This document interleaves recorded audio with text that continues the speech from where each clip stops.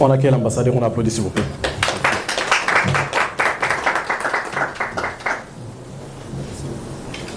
Bonjour. Bonjour. Je vous remercie du fond du cœur pour votre présence ici. Ça me touche. C'est la première fois que le bébé, en matière de diplomatie, presque un pas dans la politique.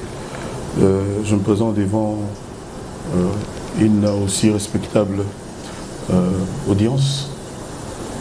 Je voudrais, avant toute chose, remercier du fond du cœur le chef de l'État, M. Antoine Félix Tshisekedi, qui a pensé que je méritais d'être ambassadeur de la culture du Congo, avec moi, Gims Dadjou, que je salue.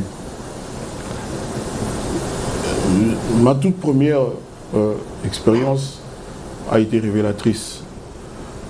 Ça m'a ouvert les yeux, j'ai découvert des choses, j'ai appris, j'ai posé des questions, j'ai obtenu des réponses. J'étais d'abord reçu par M.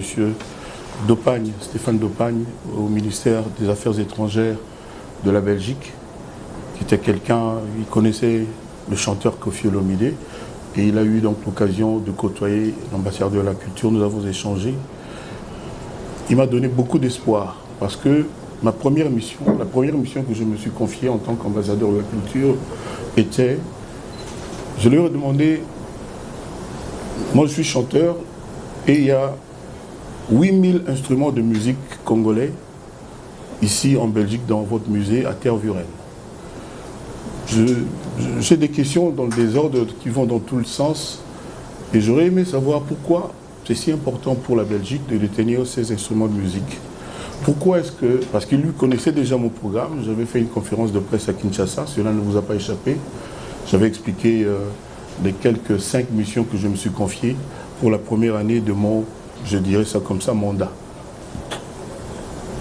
Alors la première mission était de venir ici, de demander au gouvernement belge, au nom des artistes, au nom de tous mes collègues artistes, de restituer ces instruments de musique que moi-même je ne connais pas, que nos petits-enfants, nos arrière-petits-enfants ne connaissent pas non plus. Il m'a dit, Monsieur Koffi, nous avons parlé déjà dans le gouvernement de ce sujet, qui est un sujet difficile. Nous, on veut bien restituer au Congo ces instruments, 8000 instruments de musique. Mais qu'est-ce qui va se passer après? Et comment ça va se passer?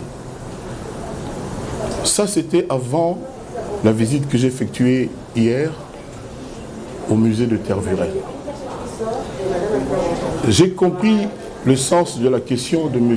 Depagne, Stéphane, du ministère des Affaires étrangères belge, qui est chargé de ces affaires culturelles. J'ai compris le sens de sa question quand j'ai été au musée de Tervuren.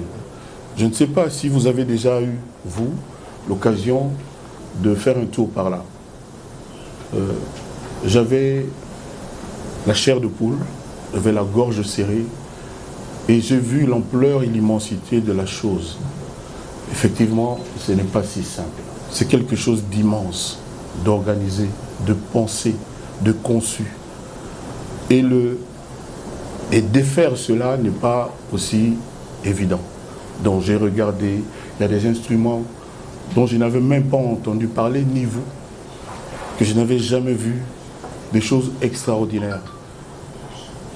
Ils m'ont révélé qu'il y a des choses que les Belges ont achetées, que les Belges de l'époque, à l'époque au Congo, ont acquis par des gens qui voulaient de l'argent et qui ont vendu, qui se sont séparés, qui se sont défaits de ces objets, de ces instruments de musique, des instruments de musique vraiment extraordinaires. Et la phrase qui m'a ému, la phrase qui a mis en moi de l'espoir. Avec votre permission, son excellence, oui, on voit 1 minute qu'on a disparition, il y a Ilungamwa Bouté qui fut ton grand ami, qui est parti, donc s'il vous plaît, donc on se lève pour honorer Ilungamwa Bouté. Just a minute, 1 minute, please, silence.